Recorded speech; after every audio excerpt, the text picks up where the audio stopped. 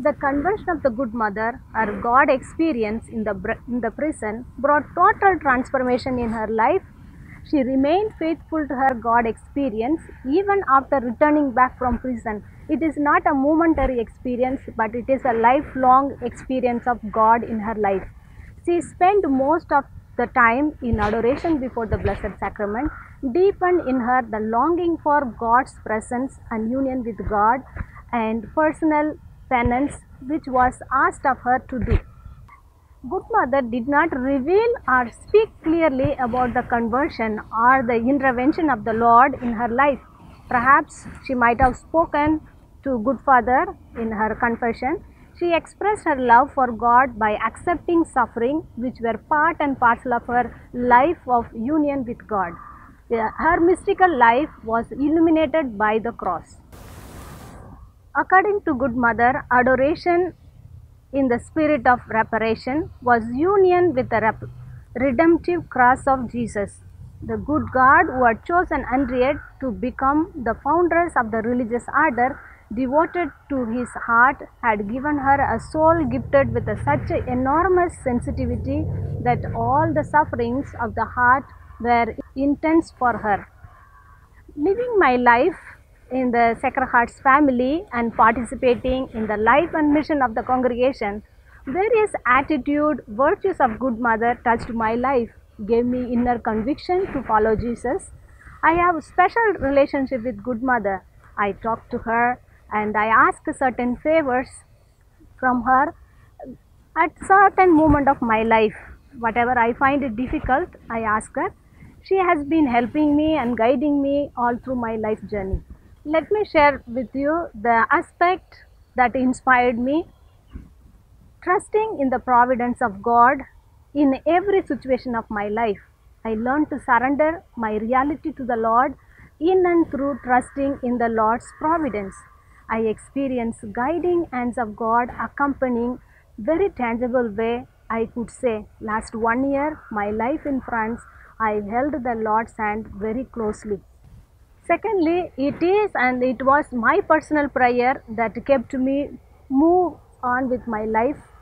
More and more I came to realize that I can live my consecration and my vocation effectively only in and through dependency on God and personal communion with the Lord.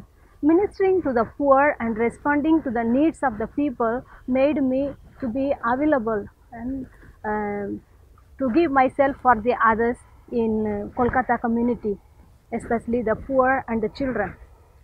Serving the poor always led me to experience the suffering Christ in my life. The service to the people was like a drop of water, yet made a great difference in the life of the people.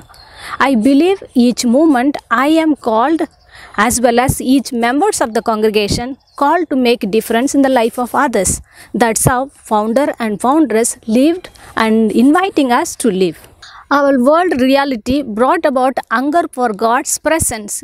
Every heart and hands are raised in prayer for the healing of the world, which is sick and deeply needs of liberation. I am moved with kindness and generosity for others in a simple manner. Marie Auxiliatrice, qui est mise dans la chapelle Louis XV, puisque l'antique statuette n'existe plus. En 1873, là aussi, le pèlerinage grossit, grandit, et on édifie une église octogonale sur le côté de la chapelle Louis XV.